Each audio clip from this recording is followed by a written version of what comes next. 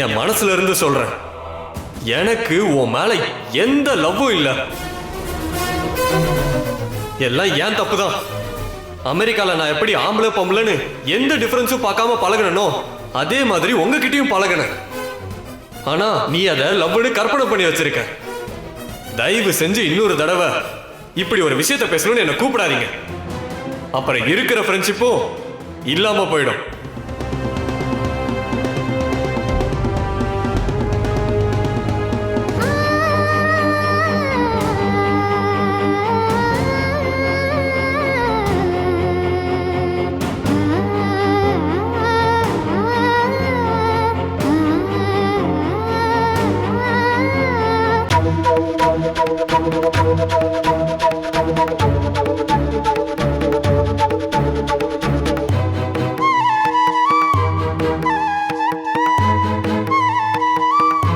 பவி,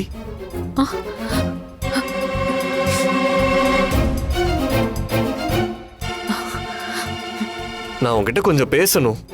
பேச அர்ஜுன், இதுல என்ன இருக்கு? சாரி பவி. ஏன்? கோவில்ல உன்கிட்ட அப்படி பேசினதுக்கு. நான் உன்கிட்ட அவ்வளோ ஹார்ஷா பேசியிருக்க கூடாது, ஆனா பேசிட்டேன். நான் இப்போ உட்காந்து யோசிக்கும் போதுதான் நான் கொஞ்சம் இல்ல ரொம்ப ஓவராவே பேசிட்டேனோன்னு தோணுது.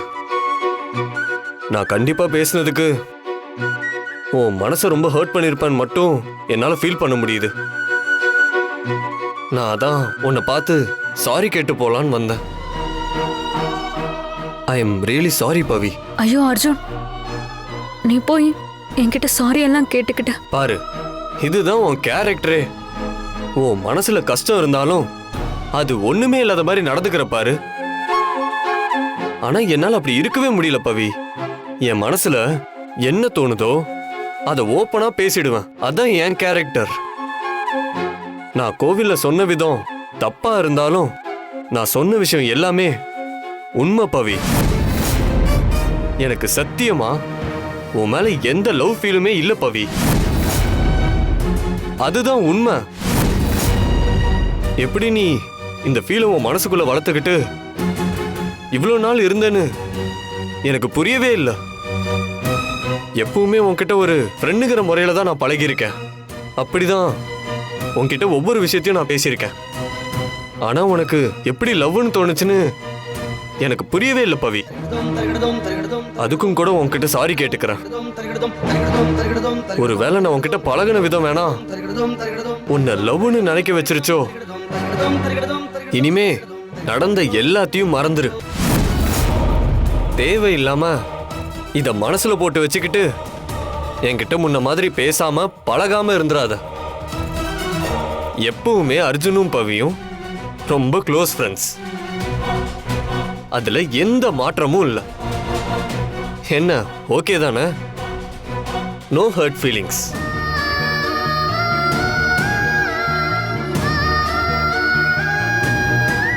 என்ன பவி?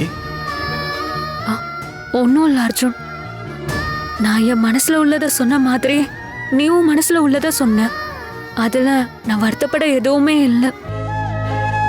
ஒருத்தருக்கு காதலிக்க உரிமை இருக்கா மாதிரி அந்த காதலை மறுக்கவும் ஒருத்தருக்கு உரிமை இருக்கு. அத கூட புரிஞ்சுக்க முடியலன்னா அப்புறம் என்ன காதல் அது? இதுக்காக நான் என்னைக்குமே வருத்தப்பட மாட்டேன் அர்ஜுன். எப்பவுமே உன் கூட எப்படி பழகினேனோ அதே மாதிரி தான் இனியும் பழகுவேன். போதுமா? Super Pavi, that's the spirit. நான் கூட நீ எங்க டிபிக்கல் இந்தியன் மாதிரி பிஹேவ் பண்ணி எனக்கு சாபம் விட்டுருவியோன்னு பயந்துட்டேன். சரி ஓகே, நீ பாரு, நம்ம அப்புறம் பேசலாம். பாய்.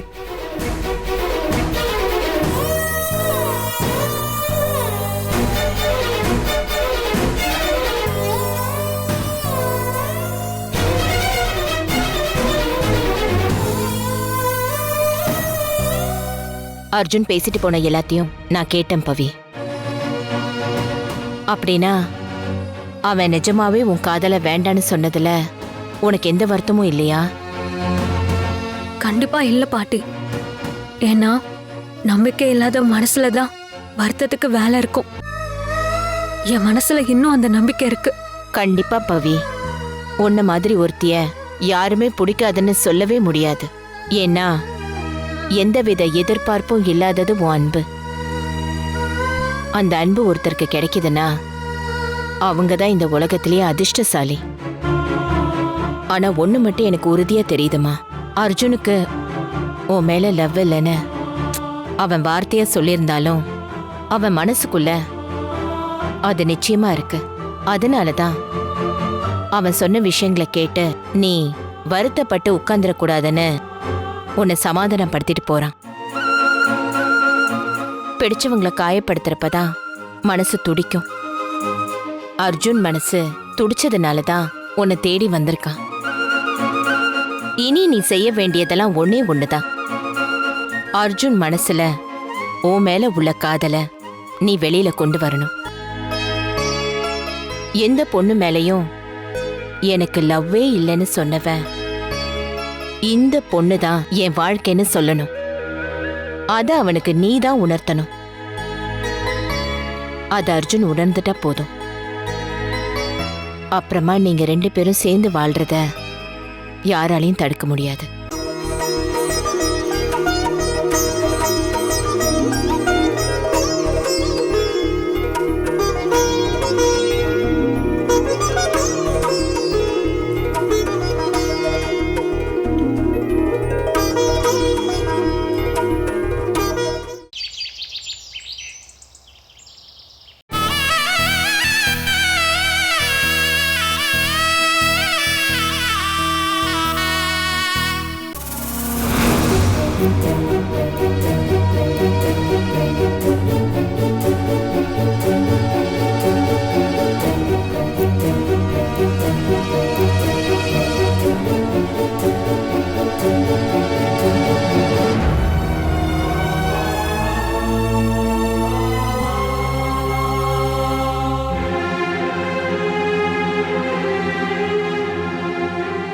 இன்னைக்கு வேணு சித்தப்பாவோட நினைவு நாள்.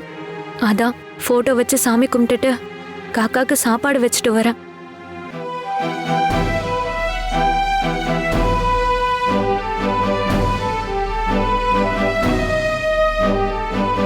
பவி, இன்னைக்கு வேணுவோட நினைவு நாள்ன்றது எங்களுக்கே ஞாபகத்துல இல்ல.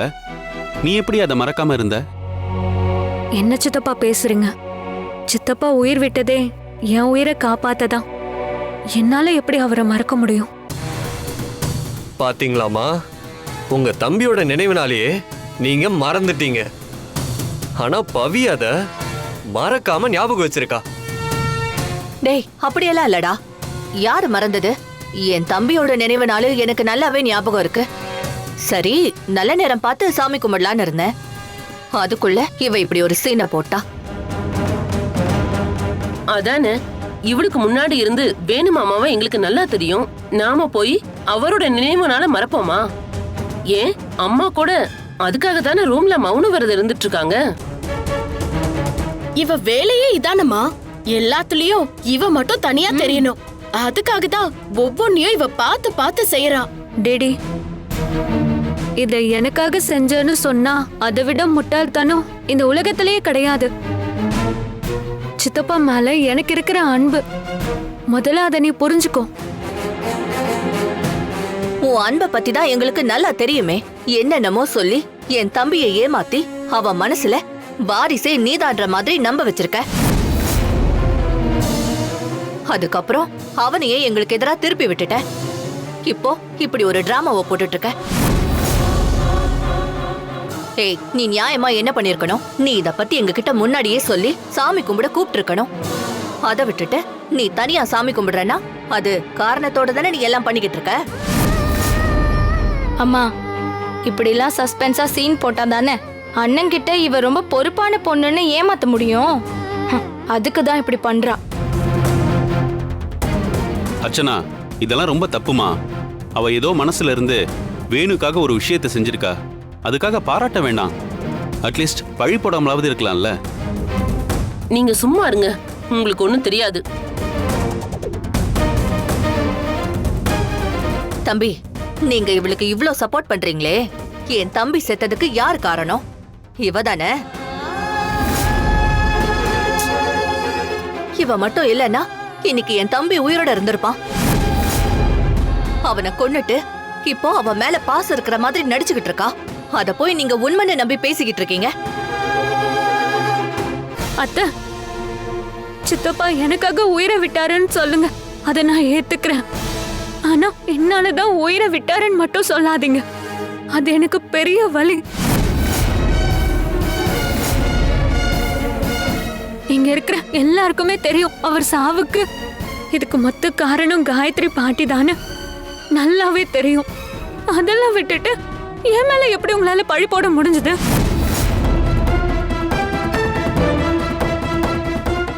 ஏய், இப்ப எதுக்கு தேவையில்லாம அவங்களை எல்லாம் உள்ள இழுத்துக்கிட்டு இருக்க? ஆமா மாமா, எல்லாத்துக்கும் நான் தான் காரணங்கிற மாதிரி இவங்க எல்லாம் பேசுறாங்க. அது எப்படி? என்னடி சரிக்கு சமமா இங்க இருக்கவங்க எல்லார்கிட்டயும் வாக்குவாதம் பண்ணிக்கிட்டு இருக்க?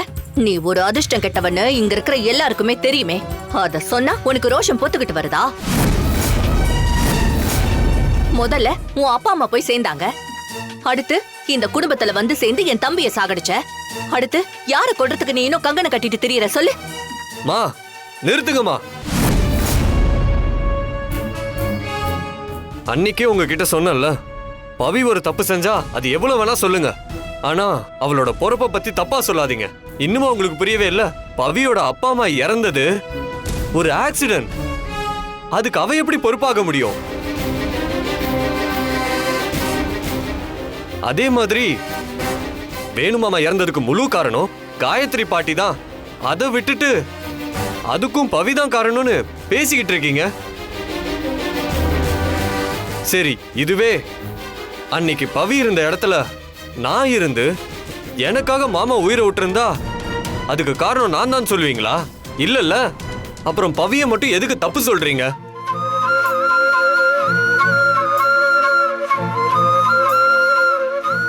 மறுபடியும் சொல்றேன், பொறப்புலயே இவங்க தான் அதிர்ஷ்டசாலி, இவன் அதிர்ஷ்ட கெட்டவன் யாருமே கிடையாது. தயவு செஞ்சு அப்படி ஒருத்தரை பிராண்ட் பண்றத முதல்ல நிறுத்துங்க. முதல்ல எல்லாரும் இங்க இருந்து போங்க.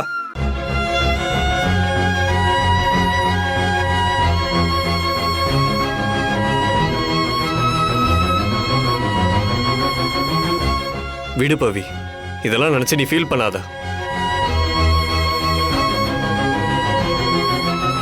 பவி, நீயும் வேணுவும் எவ்வளவு அன்பா இருந்தீங்கன்னு இங்க உள்ள எல்லாருக்குமே தெரியும். வேணு உன்னை அவன் தான் பொண்ணு மாதிரி தான் பார்த்தான். அதனால தான் உனக்காக அவன் உயிரே விட்டான்.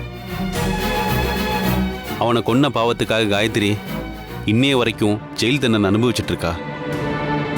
அதனால நீ இவங்க சொல்றதெல்லாம் காதுல வாங்கிக்காதம்மா, வேலையை பாரு.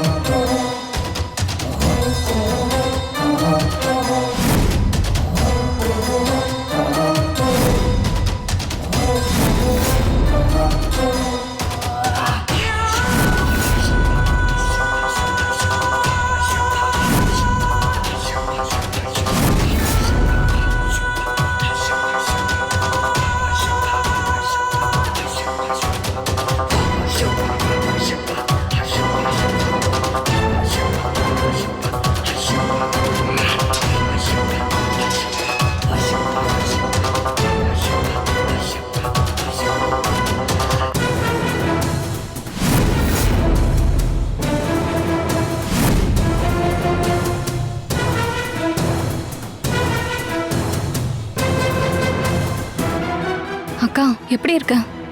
நான் நல்லா தான் இருக்கேன்.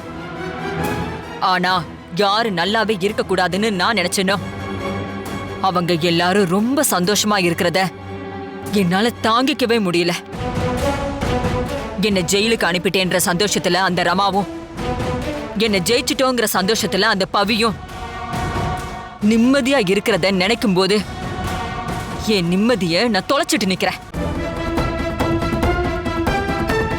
நான் ஜெயிலுக்குள்ள வந்தது கூட எனக்கு கஷ்டமா இல்ல. ஆனா என்னை இந்த நிலைமைக்கு கொண்டு வந்த அந்த பவித்ரா சந்தோஷமா இருக்காளே, அதுதான் அதுதான் எனக்கு கடுப்பா இருக்கு. நீங்க இப்படியெல்லாம் கஷ்டப்படுறத பார்க்க முடியாம தான் நான் எத்தனையோ தடவை அந்த பவித்ராவை மொத்தமா க்ளோஸ் பண்ணிடாவான்னு கேட்டேன். நீங்க தான் மேடம் வேணாம் தடுத்துட்டீங்க. இப்போ கூட எந்த பிரச்சனையும் இல்லை. நீங்க ஊன்னு சொல்லுங்க, நமக்கு தெரிஞ்ச ஆளுங்களை இறக்கி மொத்தமா ஆளை காலி பண்ணிடுறேன். என்ன மேடம், ஓகேவா? அவ கதையை முடிச்சிடவா? என்ன சார், அவளை கொல்றதுதான் எனக்கு தேவைன்னா அதை நான் என்னைக்கோ செஞ்சிருப்பேனே. நீங்க சொன்ன மாதிரி காசை விட்டு எறிஞ்சா எவன் வேணாலும் அவ உயிரை எடுத்துருவான். ஆனா நான் எதிர்பார்க்கறது அது இல்ல. வேற என்னக்கா எதிர்பார்க்கற? அந்த பவித்ரா சாகணும், தினம் சாகணும். அந்த சாவை அவ உயிரோட இருந்தே அனுபவிக்கணும். என்னக்கா குழப்புற? எப்படி உயிரோட இருந்தே சாவ அனுபவிக்க முடியும்? முடியும். அவளுக்கு ரொம்ப பிடிச்சவங்கள அவகிட்ட இருந்து புடுங்கிக்கிட்டா அப்ப அது நடக்கும். அப்படின்னா ரமாதேவிய கொன்னுடலான்னு சொல்றியாக்கா? ரமா செத்தாலும் அதுக்காக அவ பழி வாங்கதான் நினைப்பா. ஆனா அதையும் தாண்டி அவ பெரிய வலி அனுபவிக்கணும்னா அதுக்கு சாக வேண்டியது அர்ஜுன் தான். இத்தனை வருஷமும் அர்ஜுன் ஏதா அவ மனசுல நினைச்சு வாழ்ந்துட்டு இருக்கா. அவனை அடிச்சா மட்டும்தான் அவ மனச உடைக்க முடியும். அப்பதான் நான் சொன்ன மாதிரி அவ தினம் சாவா. அவங்க 2 பேரும் ஒண்ணு சேருவாங்கன்னு வாக்கு சொன்னாங்கன்னு சொன்னீங்கல்ல, அந்த வாக்க நான் பொய்யாக்கி அவ வாழ்க்கையே நரகமாக்குவேன். அதுதான் எனக்கு தேவை. அக்கா, அவன் அமெரிக்கால இருக்கும்போதே அவன் கதைய முடிச்சிருப்பேன். அன்னைக்கு உங்க ஹஸ்பண்டும் பசங்களும் வந்ததுனாலதான் அன்னைக்கு மிஸ் ஆயிடுச்சு. ஆனா இப்ப கூட நான் அவனை ஃபாலோ பண்ணிட்டு தான் இருக்கேன். அவனை ஃபாலோ பண்ண வீடியோ கூட இருக்கு.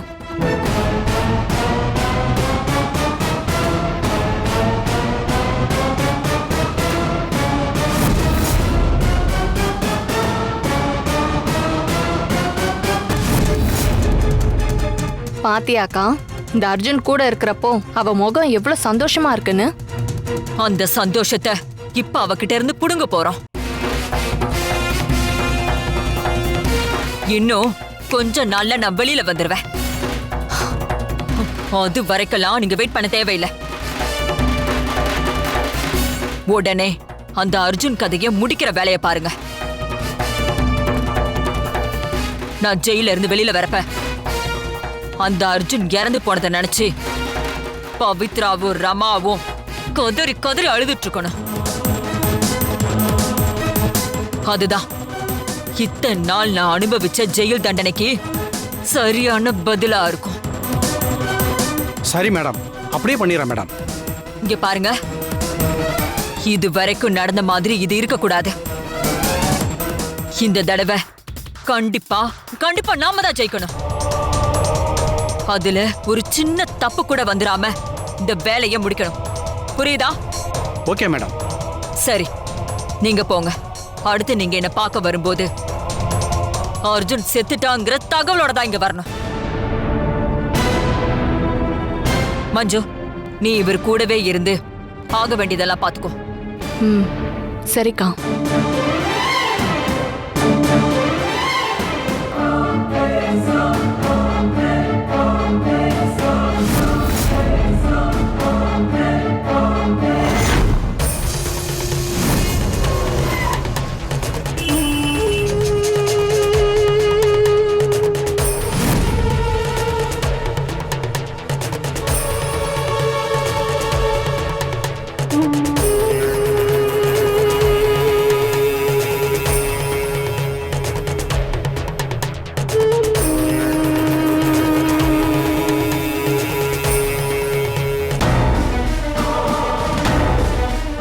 மஞ்சு, என்னம்மா இது? வால் கிளாக்கா? ஏன் சார், இத பார்த்தா வால் கிளாக் மாதிரியா தெரியுது?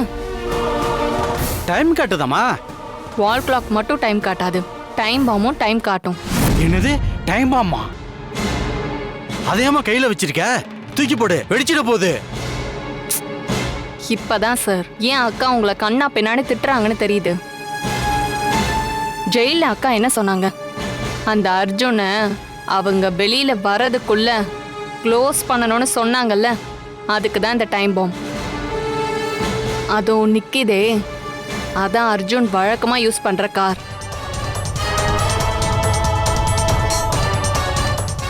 அந்த கார்ல இந்த பாம்பை செட் பண்ணிட்டு வந்தா போதும், அர்ஜுன் வெடிச்சு சதறிடுவான்.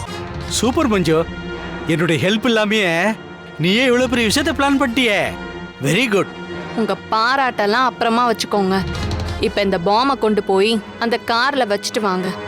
என்னது, நானா? ஆமா, பிளான் நான் போட்டேன்ல, அப்ப அதை எக்ஸிக்யூட் நீங்க தான் பண்ணணும். பயப்படாதீங்க சார், இது மேக்னெட்டிக்ல ஃபிக்ஸ் பண்றது தான். இத காருக்கு அடியில அப்படியே வச்சு செட் பண்ணிட்டா போதும். சரி, ஓகே.